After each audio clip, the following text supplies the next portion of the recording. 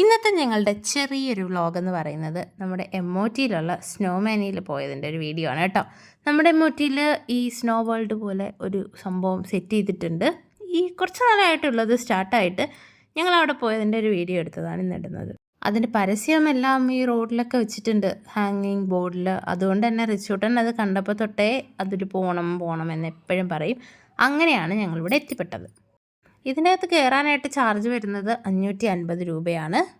Also 80 സെൻറ്റിമീറ്ററിന് മുകളിലുള്ള കുട്ടികളാണെങ്കിൽ അവർക്കും ചാർജ് ഉണ്ട് 450.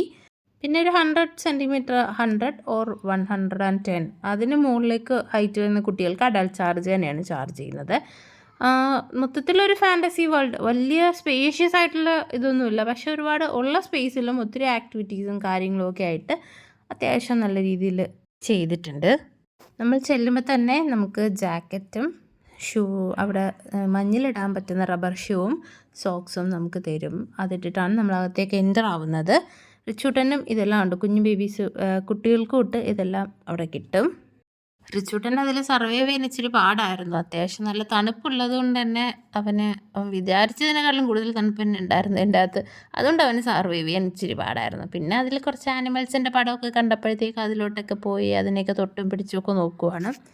ഒത്തിരി ആക്ടിവിറ്റീസാണ് അവിടെ ഒരു മെയിൻ ഹൈലൈറ്റ് ആയിട്ട് തോന്നിയത്, സ്ലൈഡിങ്ങും കാര്യങ്ങളൊക്കെ. പക്ഷെ നമുക്ക് ഈ ഒരു തണുപ്പിൽ അധികം ഇതൊന്നും ചെയ്യാനും പറ്റത്തില്ല. ഞാൻ ഓൾറെഡി ഗോവയിലും ഹൈദരാബാദിലും ഒക്കെ പോയപ്പം ഇതുപോലെ സ്നോ വേൾഡിൽ കയറിയിട്ടുണ്ടായിരുന്നു. പക്ഷെ അതിൻ്റെ അത്രയും ഒന്നും നമ്മുടെ ഇവിടുത്തെ ഇത് വരത്തില്ല. അവിടെ കുറച്ചും കൂടെ സ്പേഷ്യസ് ആണ്. കുറച്ചും കൂടെയൊക്കെ നമുക്ക് കുറേ ആക്ടിവിറ്റീസും കാര്യങ്ങളും ഉണ്ട്. അതുപോലെ ഒരുപാട് സ്പേഷ്യസ് ആണ്. അങ്ങനെ ഒരു ബെനിഫിറ്റ് ആണ് ഇത്. അങ്ങനെ ഒരു ഡിഫറൻസ് ആണ് എനിക്ക് ഇതിൽ നിന്ന് തോന്നിയത്.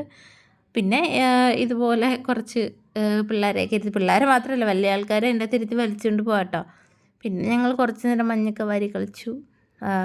റിച്ചൂട്ടൻ മഞ്ഞ് കയ്യിലെടുത്തതും തണുത്തു, കൈ നനക്കുന്നെന്ന് പറഞ്ഞിട്ട് വന്നിട്ടുണ്ടായതാണത്. അവന് പക്ഷേ വണ്ടിയിൽ പോയത് ഇഷ്ടപ്പെട്ടു കേട്ടോ. പക്ഷെ ആ തണുപ്പ് കാരണം അതിലിരിക്കാനും നല്ല ബുദ്ധിമുട്ടായിരുന്നു. അതുകൊണ്ട് അധികം നേരം അതിലൊന്നും അവൻ കളിച്ചൊന്നുമില്ല. അപ്പം മഞ്ഞും തണുപ്പുമൊക്കെ ഇഷ്ടപ്പെടുന്നവരുണ്ടെങ്കിൽ എത്രയും പെട്ടെന്ന് നമ്മുടെ ട്രിവാൻഡ്രത്തുള്ള മോൾ ഓഫ് ട്രാവൻകൂറിലേക്ക് വിട്ടോ. നമ്മൾ കുറച്ച് നേരം അതിൻ്റെ അകത്ത് ടൈം സ്പെൻഡ് ചെയ്താൽ ആ കൊടുക്കുന്ന ക്യാഷിന് വേർത്താണ്. പെട്ടെന്ന് ഇറങ്ങിയ ഉടനെ കയറിയ ഉടനെ ഇറങ്ങാനായിട്ടാണെങ്കിൽ അത് നമുക്ക് നഷ്ടമാണ്. സോ എൻജോയ് ചെയ്യാൻ ഇഷ്ടമുള്ള ആൾക്കാരൊക്കെ ഉണ്ടെങ്കിൽ വേഗം വിട്ടോ. നമുക്കിനി അടുത്ത വീഡിയോയിൽ കാണാം. അതുവരെ ബൈ.